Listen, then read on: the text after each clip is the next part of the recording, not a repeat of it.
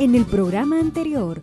La Fundación de Gracias pues, es importante porque refleja el inicio de un proceso de conquista y colonización española sobre estos territorios. Por eso, incluso una prueba de esta situación es que la Ciudad de Gracias se fundó 3 veces, ¿verdad? En el mismo paraje. No es que geográficamente vamos a encontrar una Ciudad de Gracias, por ejemplo, en el departamento de Gracias a Dios, que esa es una de las confusiones frecuentes que hay en los extranjeros, ¿verdad? Un hondureño, ¿verdad?, no puede confundir el departamento de Gracias a Dios con la ciudad de Gracias a Dios. Entonces, la Ciudad de Gracias a Dios, como hoy la conocemos, pues siempre...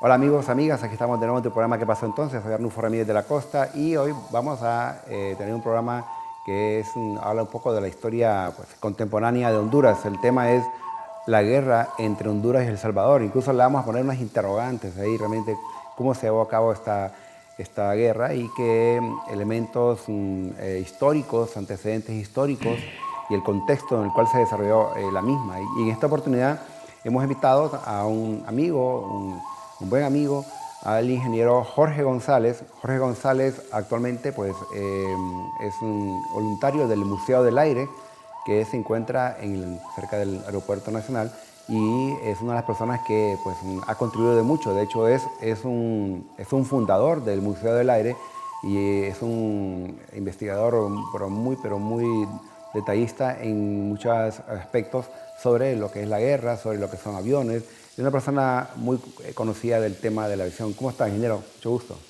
Gracias, Arnulfo Ramírez, otra vez aquí en pantalla, como Así dicen, es. Viéndonos acá, ¿verdad? Estamos queriendo platicar un poco sobre esa famosa guerra. Así es. Y eso es lo interesante, ¿no? Que sabemos que Jorge es una persona totalmente pacifista y me gusta cómo él orienta la temática, ¿verdad? Que no es aquí como venir a encender fuegos o cenizas, levantar cenizas, etcétera, sino que realmente es ver este hecho histórico, analizarlo, tratar de un poco entenderlo, ver el contexto y de repente algunas cosas que no se vieron, porque uno en el trayecto, cuando hay una guerra, usualmente depende de los medios, depende del país incluso, cada quien enfoca lo que le interesa. Y si vamos, por ejemplo, a El Salvador, Jorge, hay una serie de documentales, videos, noticias, donde aparece Honduras como los malos. Venimos aquí a Honduras y aparece la gente de El Salvador como los malos. Es más, incluso en torno a estas guerras, sobre todo entre Honduras y El Salvador, se dieron hasta canciones en relación a la misma, ¿no? El término de guanaco pero era un término pues bastante negativo para mucha gente y sobre todo para la gente de El Salvador y surgen pues una serie de caricaturas, historias, etcétera, en relación a un hecho histórico como fue la guerra entre Honduras y El Salvador. Sí, creo que, como tú lo has dicho al inicio, esta guerra fue como un tanto folclórica, una generación de personas que, hablando de los decisores y la parte emocional, la parte periodística, provocó bastante controversia. Hay muchos documentos, hay muchos relatos, hay muchos puntos de vista que realmente han dado lugar a que se interprete de diferente forma la guerra, ¿no? La guerra tiene sus orígenes un poco complejos. Obviamente hubieron momentos de emoción y de pasión que nos vincularon hasta que por una pelota de fútbol nos tiramos balas, ¿verdad? Y cuando eso fue un elemento más de una serie de elementos. Se ha escrito mucho sobre eso. Creo que de los pocos eventos que, de hecho, el evento de la 69 es un antes y un después en Centroamérica. Sí. La contienda nos deformó un proceso social, económico, nos desbalanceó mucho más. Somos pueblos muy complicados y el aspecto interesante que con El Salvador somos con el país que más culturalmente tenemos afinidad. Hasta familiares, ¿verdad? Sí, hay una vinculación consanguínea, sí, territorial, compartimos una frontera que conflictiva por definición. pero culturalmente hemos tenido más fines. De repente muchos de los que nos están viendo, escuchando, tienen un abuelo, tienen una abuela, tienen un tío, tienen un hermano salvadoreño, tienen tanta relación, ¿verdad? Hay muchas relaciones. Es muy fácil, por ejemplo, diferenciar a un guatemalteco, a un nicaragüense por su tono de hablar, sus tendencias, sus culturas. Con un salvadoreño es más difícil, ¿verdad? Así es. Entonces la guerra pues, fue producto de esa contienda social, económica, que hay que dejarle quizás a la gente experta en eso que pueda darle más juicio. Hay muchos documentos sobre el tema, pero una guerra que se usaron armas de la época, modernas para la época, contrariamente a lo que muchos dicen, que aquí quizás estuvimos con pelotas de fútbol tirándonos en la cabeza, ahí se usaron armas de guerra, claro, ¿verdad? Sí fue una guerra convencional. Por eso ahí la pregunta, ingeniero Jorge González, es para ubicarnos un poco, ¿cuándo y dónde se llevó a cabo esta guerra, en principio? ¿Cuándo se empezó? Ajá. Bueno, los inicios están desde los mediados de los 60, que se empezó a preparar un proceso armamentista en El Salvador. Ya los conflictos internos de El Salvador, los internos de Honduras, la parte política de ambos países, fueron dando lugar a una serie de acontecimientos. En El Salvador desde el 65, 67, empezaron a equipar a su ejército de forma moderna, entrenamiento, equipamiento de aviones, armas de infantería. A la par de eso, la situación geopolítica en la región, los intereses de los grupos de poder de El Salvador, con la presión interna que tenían social, fueron dando lugar a darle una forma, un sentido de un enemigo, que fue Honduras, ¿verdad? A la par de eso, venía el famoso proceso eliminatorio al Mundial de México 70. Todos los años, muchas generaciones actuales no saben de que por años, por décadas se han hecho procesos, no es nuevo pues. Entonces han habido emociones partidistas en cuanto a fútbol, y eso fue aprovechado. Entonces esa cuestión, como dicen, llegó al punto de ebullición ya en el mes de junio, julio, y el 14 de julio pues se desató un conflicto que nadie lo quería. Obviamente habían sus intereses por armarlo. Un grupo pequeño sí lo quería. Sí, es que mira, entre comillas. Miren, hay cosas que cada generación tiene su evento histórico, sus eventos, ¿verdad? Su construcción de eventos, que esos son los que hay que analizar. Tú como historiador sabes de que la historia tiene una causa-efecto, secuelas, buenas, malas y feas. Entonces todas esas cosas son las que deben de analizarse, no llevarse a la emoción, e insisto, como lo que nos toca a nosotros como miembros de un museo. Muchas veces nosotros encontramos personas que ignoran cosas fundamentales de una historia básica, por ejemplo, el nombre Toncontín. Hay gente que se enreda hablando de un restaurante chino, otros, ¿por qué hablan alguien de una lengua de origen azteca? Bueno, y si es en México, no. Antiguamente Mesoamérica era otro concepto, ¿verdad? Entonces el nombre Toncontín es una lengua antigua que tenía otro origen territorial, ¿verdad? Cultural. Entonces así se va con el conflicto con El Salvador, que llegó al proceso de la Guerra de las 100 horas, que ese es el nombre oficial. No es un caso aislado, una guerra que hoy en la noche, no, matémonos. No, fue una suma de eventos que dieron lugar a que se armara un ejército, por un lado, fuerte, y estuviera otro ejército en ciertas condiciones de operación. Y en el caso nuestro, como en la parte de historia de la aviación, enfoco más un poco la parte aeronáutica, ya que esa parte es la que nos dio, digámosle así, el factor de oportunidad para que las cosas no se desbalancearan de manera absoluta en contra de Honduras. La aviación fue clave en esta cosa. La aviación fue contundente, y como decían los presidentes de la época, en ese tiempo era don Osvaldo López, que muchos no creían que la aviación iba a ser respuesta.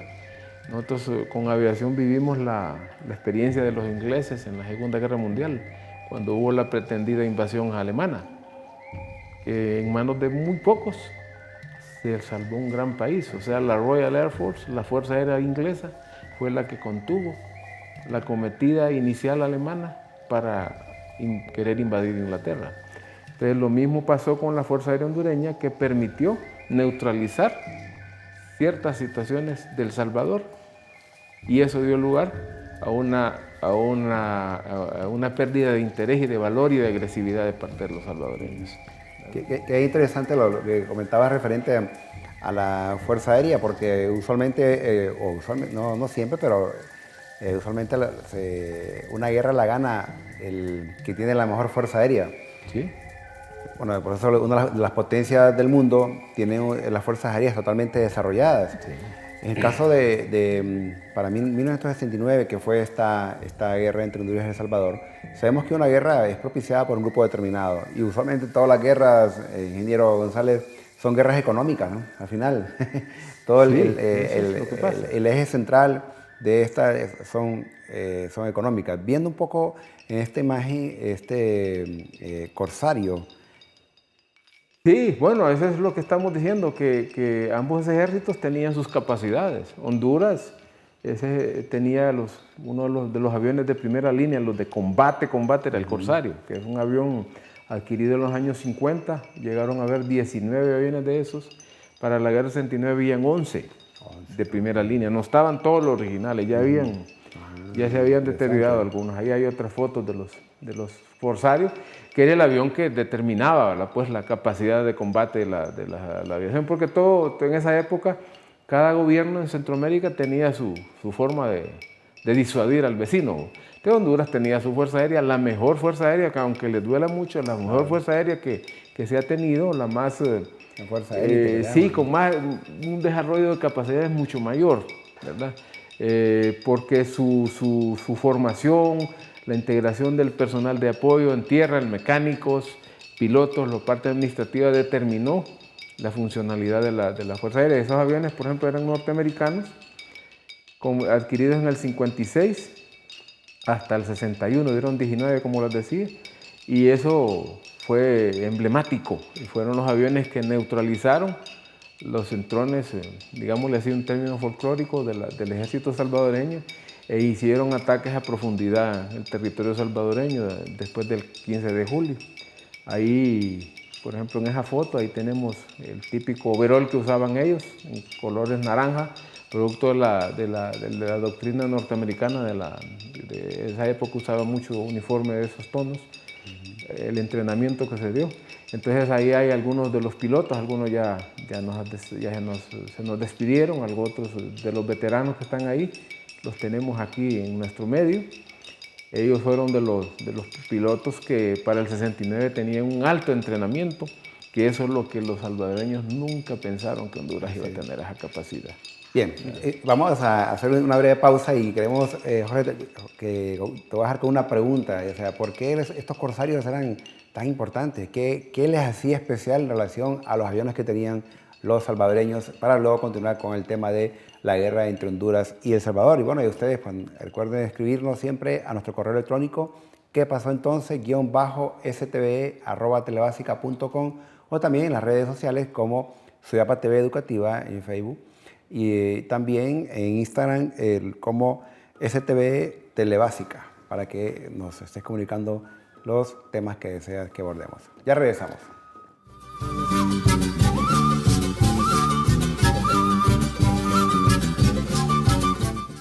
Y donde se expresa qué funcionalidad tuvo el Corsario, para darte la respuesta.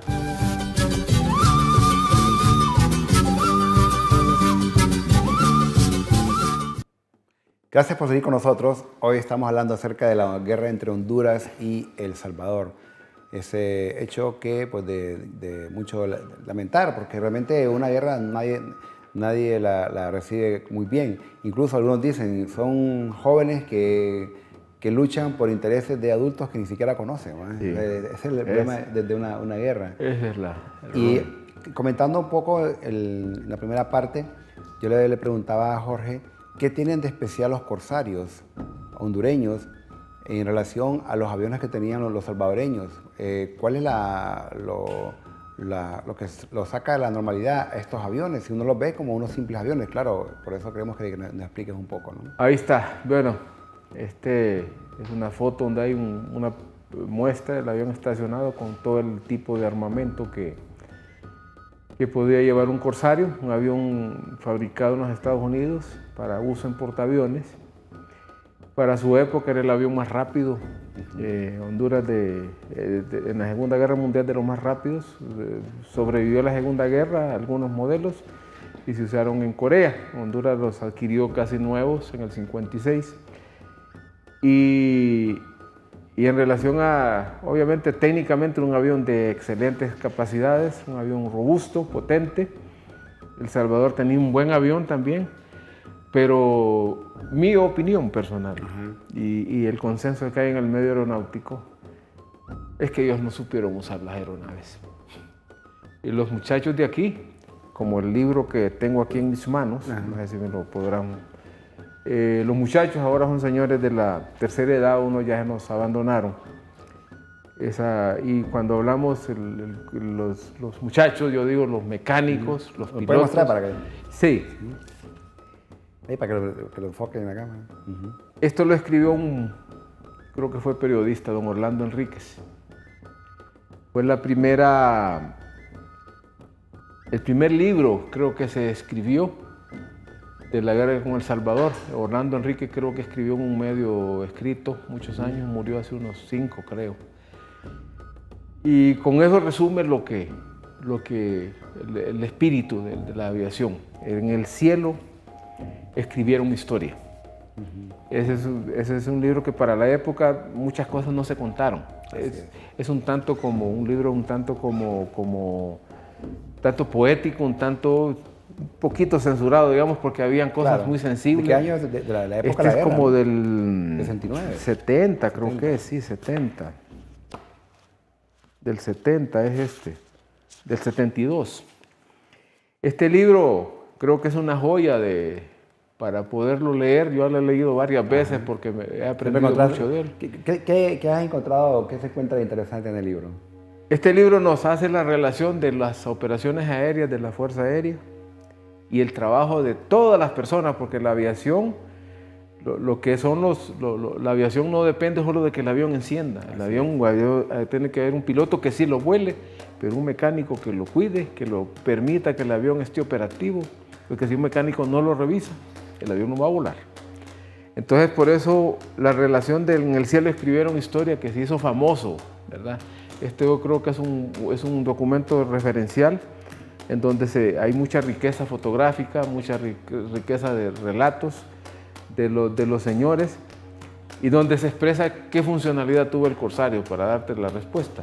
Porque el Corsario fue prácticamente para los mecánicos como el niño consentido de los mecánicos de Fuerza Aérea. Lo cuidaban tanto que ese avión no le falló en ningún momento. Y los pilotos tuvieron entrenamiento en aviones como ese que está ahí, T-6, que como ese era el avión escuela, que uno de esos T-6, que T-6 es un entrenador. Inclusive estuvieron en la guerra y en el museo tenemos uno de esos que estuvo bombardeando en la guerra, ¿no? Aún siendo de entrenamiento. Sí, entrenamiento, tenía una capacidad bélica, pero ahí se tuvo que usar de todo lo que había disponible. Por ejemplo, en infantería se usó los reservistas, se usaron los soldados ya veteranones, la juventud, que muchos fallecieron obviamente. Pero sí, fue fundamental el trabajo aquí, porque eso que te decía ya ratitos, que la guerra del 69 fue un antes y un después. Fue un evento en donde hubo, lo que hago con mi mano, una unión de un pueblo. Se unió un pueblo en todo, porque todo el ejército, la policía se fue a la frontera. Y aquí quedó cuidando en la ciudad de como decir, la defensa civil. La gente toda se unió con relación a un conflicto que nadie lo quiso, se tuvo que afrontar y se atendió y se resolvió. Entonces así lo pasó en la aviación. El trabajo de equipo fue completo, el trabajo de los infanteros fue completo también, limitado. Obviamente no teníamos la capacidad de armamento que tenía El Salvador, pero en aviación sí tuvimos un tú a tú. Lo que pasa es que el tubo de ellos fue muy temeroso. Claro. Tuvieron miedo. Viendo, por ejemplo, esta imagen. Esa es una imagen que apareció con los años, tomado desde un barco, creo que es un barco alemán, en donde hace referencia de los puertos que fueron dañados, impactados, porque el 15 de julio, un día después de que empezó la guerra, ya la Fuerza Aérea tenía un plan de respuesta. En ese momento el comandante era don Enrique Sotocano, que lo hemos recibido en el museo, por cierto, está pollón, como dice, bien sereno el hombre, 94 años creo que tiene, 93. Ese era el estratega y ya tenía el plan de respuesta. Y fueron a bombardear las zonas sensibles de El Salvador, que como fue una guerra convencional, mucha gente no lo cree y hay gente que nos menciona como, por un partido se mataron. Ajá. No, hombre, fue una guerra convencional, fue el último combate entre aviones del mismo tipo de tecnología de pistón y hélice en el mundo, ¿verdad? Y obviamente ya habían jet para esa época y aquí habían aviones de pistón y hélice que funcionaron para la función que se dieron, ¿verdad? Entonces todas esas personas fueron bien entrenadas, dirigidas por gente de buena conducta, el coronel Sotocano, que fue... Encontramos ahí. Ahí está, sí, que él ahí, creo que sí, ahí... Yo creo que está por ahí, no lo ubico bien. Ahí están varios de los pilotos, de los veteranos, ¿no? ¿Cómo es un grupo? Son varios ahí, de por medio, ahí es otra foto donde hay veteranos, hay reservistas, hay voluntarios ahí. Por ahí tenemos un don Eduardo Sosa, el que está de camisa blanca, de izquierda a derecha, se mira agarrando así como ese era un sobrecargo de Sasa. Era uno como aeromozo, digamos, y así ahí estaba de voluntario. Aquí tenemos. Ahí tenemos a don Fernando Soto Enríquez, uno de los pilotos del 69, el representativo. Todos fueron buenos, pero él tuvo una mejor oportunidad. El líder que le damos, ¿no? Sí, era un capitán en ese tiempo. Él con uno de los corsarios, que su matrícula 609, que está preservado en el museo, con ese avión, que ahí lo tiene él al lado, lo está acariciando de la hélice, con ese derribó 3 aviones salvadoreños, en el tú a tú que dijimos, ¿verdad? Sí, los derribó en un solo día, el 17 de julio de 69. Esa él lo consagró como un as de la aviación. As como un máster a nivel de un estudio universitario, una maestría, un doctorado. En aviación el capitán Soto junto con nosotros, Cepeda y otros más por ahí, porque no eran muchos pilotos, eran 11 aviones y habían 12, 13 pilotos de los que volaban Corsario, porque cada modelo de avión requería un entrenamiento para volarlo. No es que, como se mira en las películas ahora, que los hipotes de 15 años pueden volar un jet, no, hombre, es un entrenamiento. Entonces, todo eso, esa muchachada fue entrenada, participó en una guerra, te digo, producto de decisiones de otros, y ellos eran jóvenes, se entusiasmaron y cumplieron la misión al pie de la letra. Obviamente difícil, los conflictos no dejan un buen sabor de boca, pero a nivel de aviación, la gesta de la aviación, de un trabajo de equipo de la aviación hondureña, ¿verdad? Fue importante. Por ejemplo, un avión de este tipo que lo tenemos en el museo, un C-47, era avión de carga, un veterano de la Segunda Guerra Mundial. El matrícula 306, este que está en la foto, es un 305. Sirvió de bombardero. O sea que fue junto a los corsarios, en un vuelo separado, fue a tirar bombas a mano sobre la zona del aeropuerto de Ilopango, porque había que darle respuesta a El Salvador, que vino a atacarnos el 14, y Honduras, con todos los medios disponibles, le dio la respuesta el 15, a darle ataque a las refinerías de petróleo en Acajutla, en el puerto de la Unión y el aeropuerto de Ilopango, buscando a la Fuerza Aérea Salvadoreña. Entonces, ese avión, el matrícula 306, un C-47, uno de los tripulantes era don Rolando Figueroa, ojalá que nos esté escuchando en su momento, capitán en ese tiempo, era piloto de Sasa para ese momento y como reservista regresó a activarse, porque ahí se movió todas las voluntades, los entrenados, los en reserva, los activos, todos participaron. Por eso las fotos que se muestran de personas recordando a todo ese grupo de gente. Entonces ese avión, de hecho, fue a bombardear, que no es su función, y adentro iban paracaidistas de los paracaidistas que Honduras entrenó en los 60 y que por una casualidad fueron entrenados una parte en El Salvador, conocían El Salvador desde el aire. Entonces cuando ya surgió la misión, bueno, ¿quiénes son los paracaidistas? Para que vayan, miren desde el aire dónde van a tirar las bombas. Allá en El Salvador alegan que no llegaron, ¿verdad? Pero como decíamos al inicio, las versiones se juegan. Yo he aprendido de que en estos relatos de historia oral hay un término que se usa que dicen las perras, otras las fantasías, otras las exageraciones, ¿verdad? Entonces tú como historiador sabes que para llegar a un concepto tienes que triangular información. Salvador se alega que sí, que no. Aquí hay documentado todo eso, entonces tenemos mucha referencia. Lo importante es que el accionar humano fue crucial para esa guerra, una época que marcó un antes y un después. Una guerra triste, complicada. Así es. Todas las guerras realmente son tristes. Y como bien lo dice el ingeniero González, marcan un antes y un después y dejan marcado a un país. Pero bueno, vamos a seguir en el siguiente bloque hablando acerca de la guerra entre Honduras y El Salvador. Ustedes no nos cambien, ya regresamos.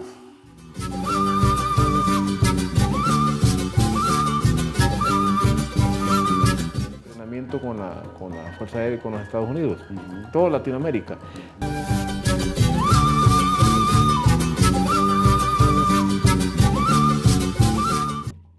Gracias por seguir con nosotros en tu programa ¿Qué pasó entonces? El tema que estamos hoy día tocando es ¿qué pasó entonces con la guerra entre Honduras y El Salvador? Ingeniero González, y comentamos que las guerras afectan a todos los países. Hay secuelas, hay consecuencias, hay versiones, tanto de un país como el otro. Sí. Hay incluso, pues quedan algunas cicatrices.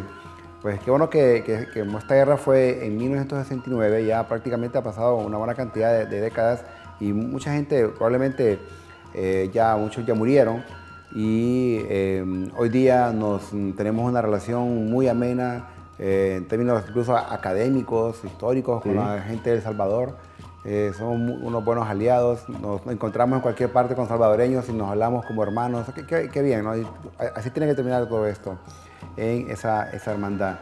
Hemos comentado también que la guerra, una de las piezas fundamentales fue la Fuerza Aérea, sin dejar a un lado, obviamente, la infantería, los que lucharon en las fronteras, los que anduvieron en cada uno de estos pueblos, los que caminaron grandes cantidades de kilómetros.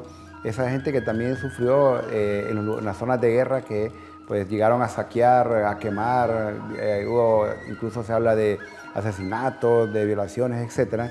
Y que pues en una guerra quien sale más afectado usualmente son los civiles, son los que, porque las guerras se dan dentro de zonas donde hay civiles.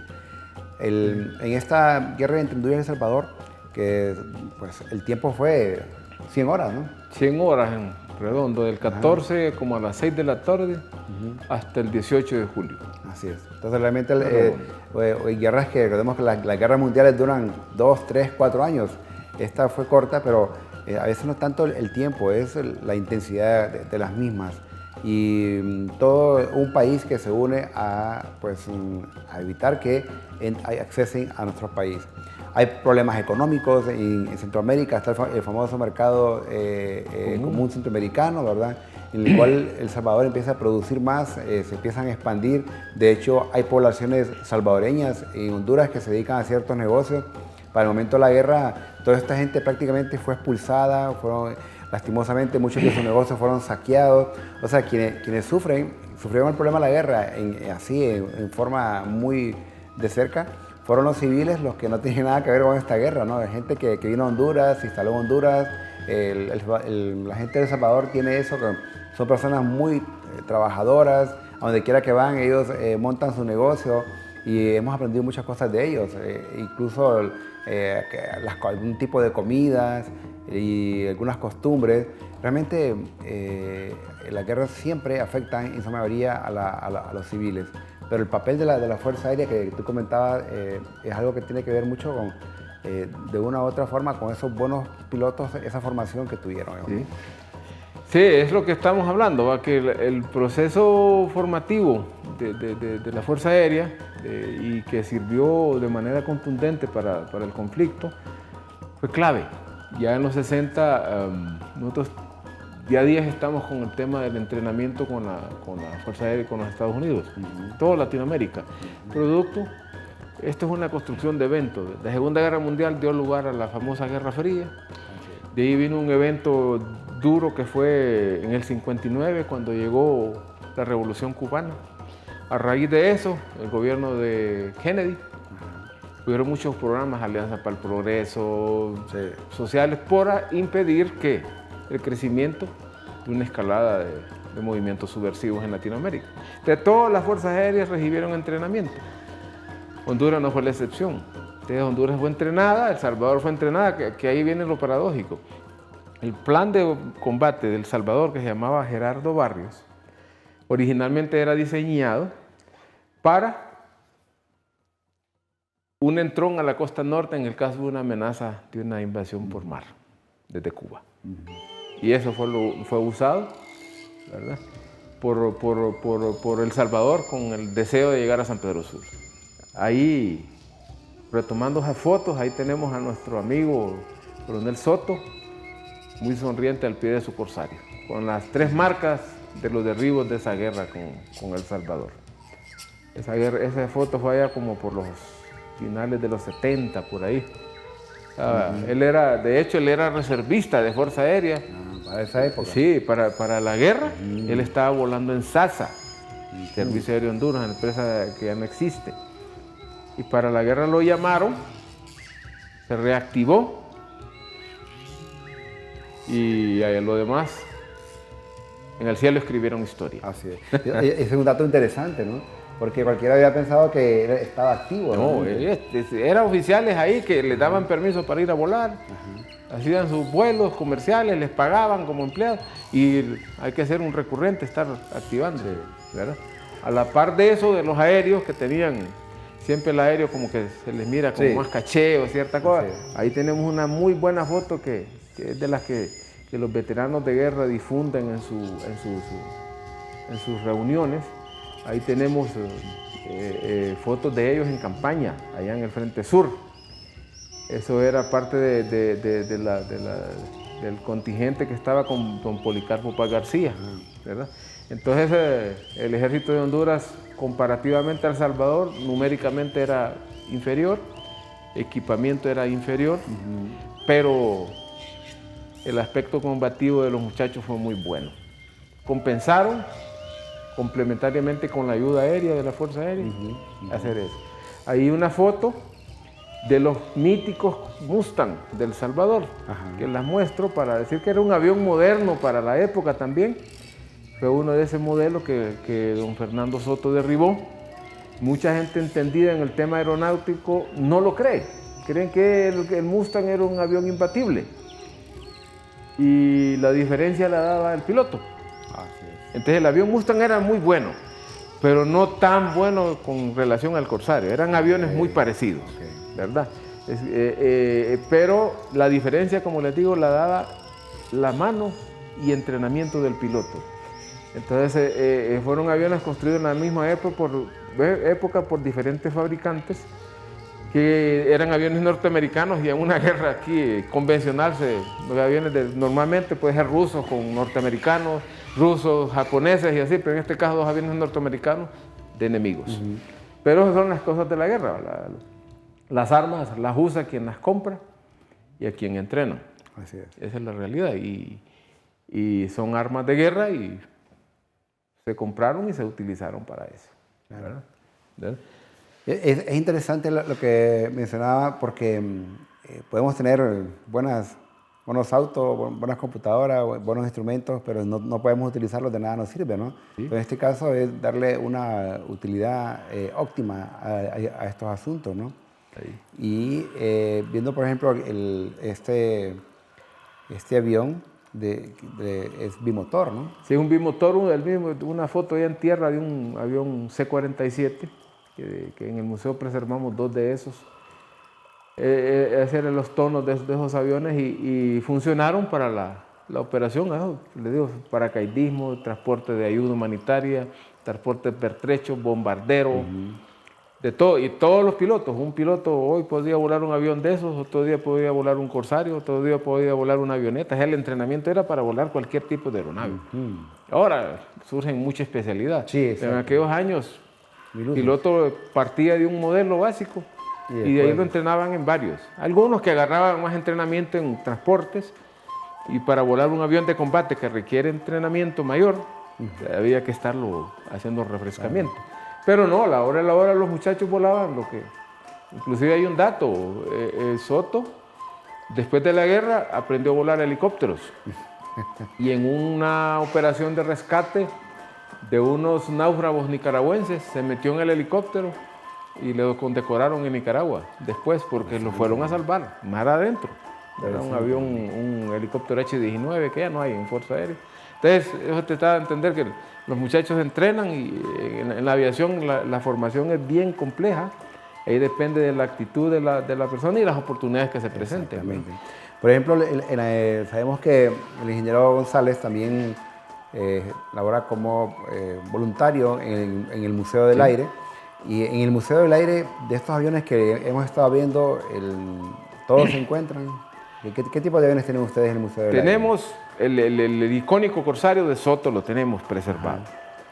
Tenemos el avión, un C-47 de transporte, que es el que fue a bombardear Ilopango. Tenemos avionetas de enlace, que es una Cessna 185 que fue usada para transporte de medicinas, para observación aérea, para programas para la salud. Tenemos un otro avión, un T-6, un entrenador que les dije, que se usó para ir a bombardear también y sirvió previamente para entrenar pilotos. Entonces hubieron muchas, tenemos como 4 o 5 aeronaves de esa época, que eso es lo que nos da un plus, como es un extra, porque son 25 aviones y dentro de esos hay 4 o 5 aviones que son representativos de una época y eso nos da un alto valor, ese plus, porque contrastado allá en el vecino país, no tienen ninguna pieza de esa época, dejaron solos su registro histórico con piezas únicas. Bien, nosotros como programa de ¿Qué pasó entonces? Hacemos el compromiso próximamente a tener un programa en el Museo del Aire para que el ingeniero González nos muestre, nos cuente la historia de cada uno de estos aviones, porque son interesantes, y la pasión con la cual él lo transmite, porque quizás vale la pena. Somos incluso de los pocos países en Centroamérica que tenemos un Museo del Aire, ¿no? Sí, obviamente Honduras tiene el museo más grande de la región. Creo que es uno de los 5 o 6 museos más grandes de Latinoamérica. Y de la calidad de piezas, nosotros tenemos 25 aviones. El Salvador logró, ahí es donde hasta ahí caemos en competencia. Cuando Honduras arma el museo en los años 80, El Salvador no lo tenía. Cuando vino una etapa donde ya participamos nosotros en el 2000, el comandante del Salvador escuchó del comandante de aquí, en ese tiempo era el coronel Carvajal, que en paz descanse, y a aquel le gustó la idea. Y ahora salen los medios de comunicación que ellos son el primer museo de Centroamérica, no es cierto. Entonces nosotros tenemos un museo grande, ellos tenían un museo con menos piezas y ninguna pieza de ese tiempo. Claro. Ellos todos los vendieron. Ya más nuevo. No, Jorge, y si fuera cierto, es porque nosotros les dimos la idea. Sí, no, finalmente. Esa es la parte divertida que nos da la pauta de que tenemos una gran historia. Y como decía don Orlando Enríquez, en el cielo se escribió historia. Así es. En tierra también, a pesar de cualquier opinión, porque a fin de cuentas, en una guerra se pelea con soldados. Sufre una población, el soldado hace su trabajo. Unos se extremizan, otros cumplen su misión nomás, pero al final quedamos con una secuela que ya la sabemos todos. De hecho, la misma guerra con El Salvador no se resolvió con los disparos. Así. Bueno, vamos a seguir hablando del tema de la guerra entre Honduras y El Salvador y siempre haciendo el compromiso de parte del programa que pasó entonces para asistir al Museo del Aire y que ustedes tengan la oportunidad de conocer esos aviones y su historia, porque es parte de la historia de nuestro país y la historia fomenta identidad. Usted no nos cambie y ya regresamos.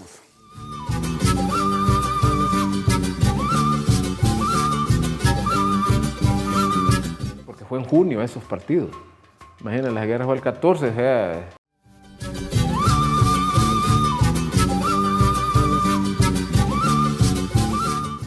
Gracias por seguir con nosotros en tu programa ¿Qué pasó entonces? Estamos hablando acerca de la guerra entre Honduras y El Salvador, un tema que creo que bien podríamos hacer, ingeniero González, una trilogía de este tema, sí, porque hay tantas cosas que se pueden tocar. De hecho, podríamos invitar en el futuro y tenemos por ahí algún veterano de la guerra que nos cuente la historia, ¿no? De alguien que también estuvo en ese momento histórico. Dentro de las fuentes históricas, pues encontramos fuentes primarias, fuentes secundarias. Las fuentes primarias es la información de primera mano y esto me refiero a que cuando uno investiga un tema determinado y uno encuentra fuentes de ese tema que uno investiga, esa es fuente primaria, ¿no? En este caso, las fuentes primarias podemos decir que están incluidos pues, documentales, videos, películas, fotografías. Entonces, eso nos ayuda a contar mejor la historia. Entonces, como los medios de comunicación también ayudan a interpretar la historia, así como nosotros estamos haciendo esta labor dentro del programa ¿Qué pasó entonces?, tratando de recuperar nuestra identidad mediante estos programas. La fotografía, ingeniero González, jugó un papel importante en la documentación de esta historia entre la guerra entre Honduras y El Salvador.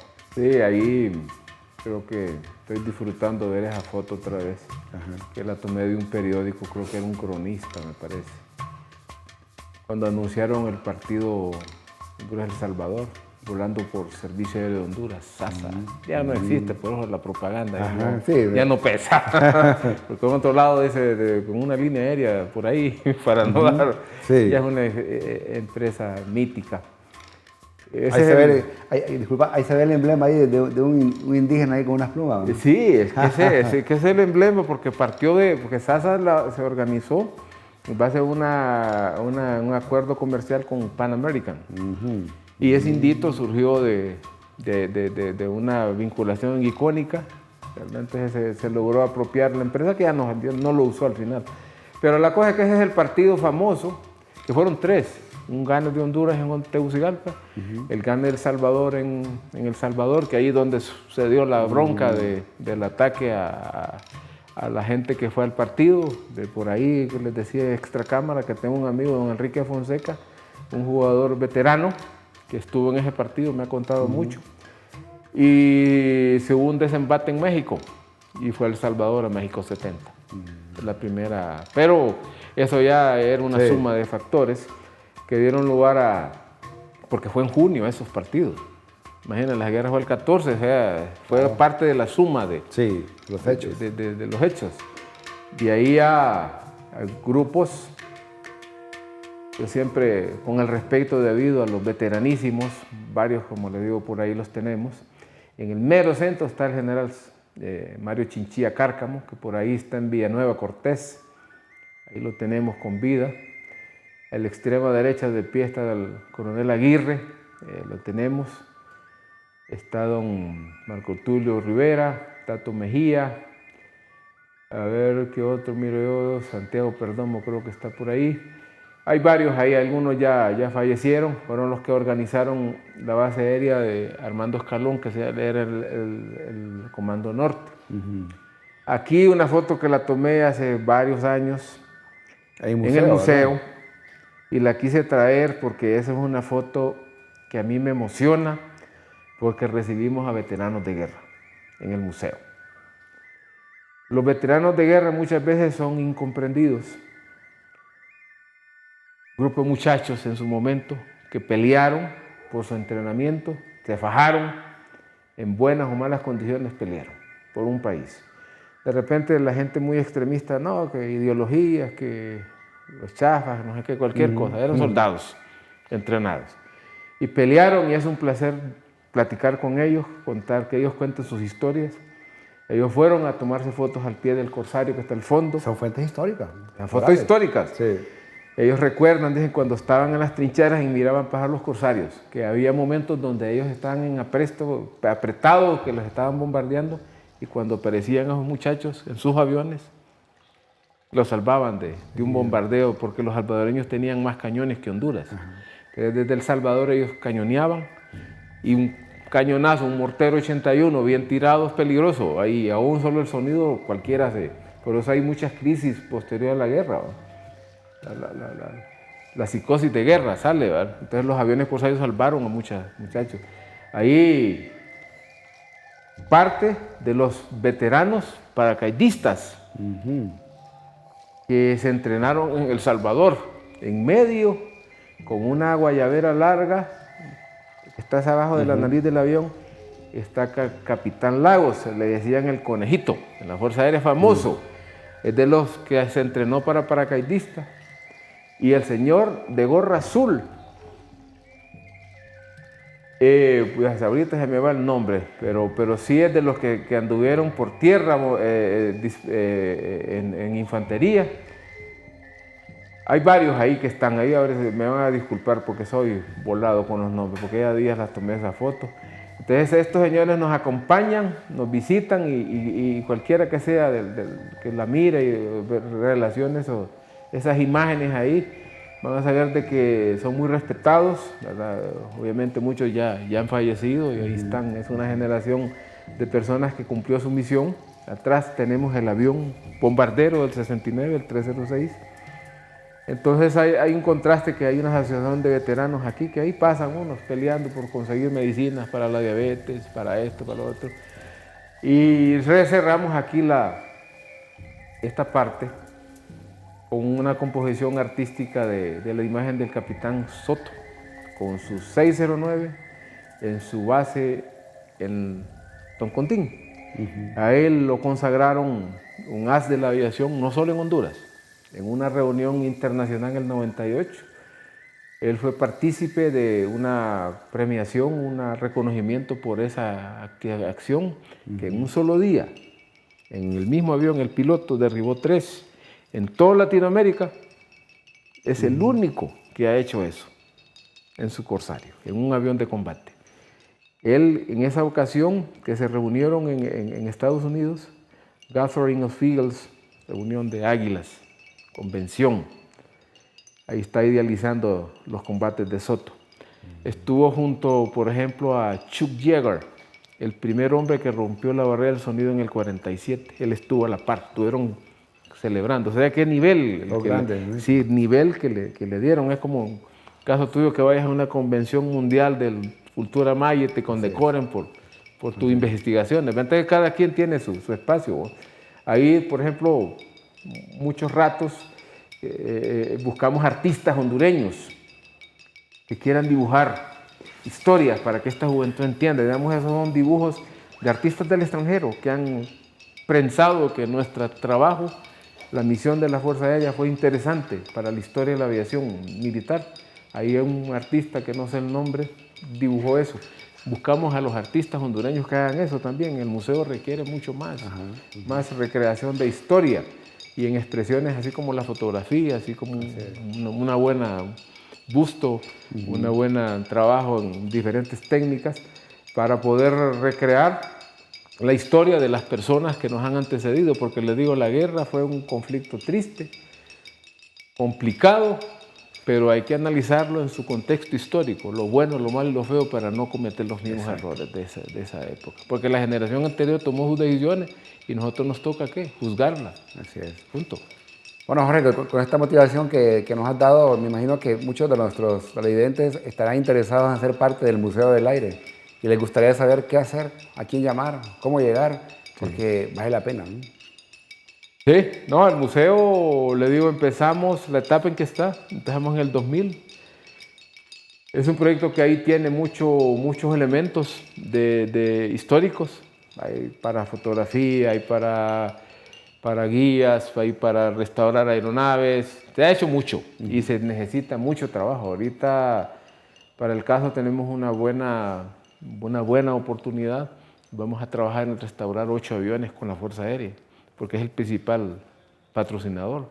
8 o 10 aviones. Vamos a darle una buena sorpresa a la población que le gusta el tema. Excelente. Y que ha visto que el museo empezó, ha crecido, ya es una institución, pero requiere más apoyo, ¿verdad? Dentro de la parte histórica, documental, la parte de voluntariado, la parte de aportes también, porque el museo requiere aportes, porque hay que contar historias como esta guerra, para que esta juventud no crea que todo solo está en el celular. Hay que hablar de tú a tú con las personas, hay que conocerlas, hay que tratarlas. Cuando miren a esos veteranos marchando, acuérdense que han hecho algo por el país. Nosotros estamos haciendo lo nuestro también, ¿verdad? Porque la historia está para que se rescate. Así es. ¿Verdad? Los días que abre el museo y la ubicación. Bueno, el museo está en la parte de la parte de la Fuerza Aérea Hondureña. Abrimos de martes a domingo, de martes a viernes abrimos de 8 a 12 del mediodía, el sábado desde las 10 a las 5 de la tarde y el domingo también. Pedimos una contribución por adultos y por niños, ¿verdad? 50 lempiras adultos y 30 lempiras a los niños, hasta 7 años. Eso nos permite mantener ciertas capacidades, pero necesitamos esos fondos para poder mantener el museo abierto y poder gestionar más proyectos de inversión. Bueno, así que si quieren aprender un poco más de la historia de la aviación en Honduras, el Museo del Aire tiene sus puertas abiertas para que lo visitemos. Ahí hay varios guías. Bueno, uno de los guías estrellas es el ingeniero Jorge González, que yo he tenido la oportunidad de varios estudiantes de la universidad y lo han disfrutado mucho, han aprendido mucho, a tal punto que vamos 1 o 2 horas, Jorge, y los estudiantes se quedan el resto de la tarde. Le agradecen mucho el espacio, un lugar seguro. Un mensaje que puede dar a esa juventud que no vivió este evento, pero que ¿qué se aprende de una guerra? Bueno, las guerras son enseñanzas de vida. Yo insisto en el término de las generaciones, en su momento toman sus decisiones. Y nos toca a nosotros, como hemos dicho, analizarlas y ver, retomar las cosas buenas. Una cosa buena fue la formación, la integración de esfuerzos de un país que se unió, para esa guerra se unió graníticamente en un momento difícil. Y hay momentos, inclusive en la actualidad, que hemos caído en crisis parecidas a esas. Tenemos que buscar otro tipo de unión. Por eso analizar la historia es básico. Tú como historiador lo sabes, es básico para entender los procesos sociales y el por qué un territorio está así, antes era así, ahora es de otra forma. Entonces tenemos que ser analíticos, críticos, pero constructivos, no destructivos, porque si no entendemos eso, no estamos haciendo nada. La utilidad de la historia es evitar cometer errores del pasado. Exacto. Esa es la utilidad de la historia, Valle bien lo remarca, y eso es lo que estamos nosotros también cumpliendo estos objetivos para que en el futuro no tengamos más guerras. Ninguna guerra es realmente válida, todas las guerras traen problemas. Y a ustedes, gracias por haber estado con nosotros. Al ingeniero González agradecemos su presencia y la aceptación a nuestra invitación.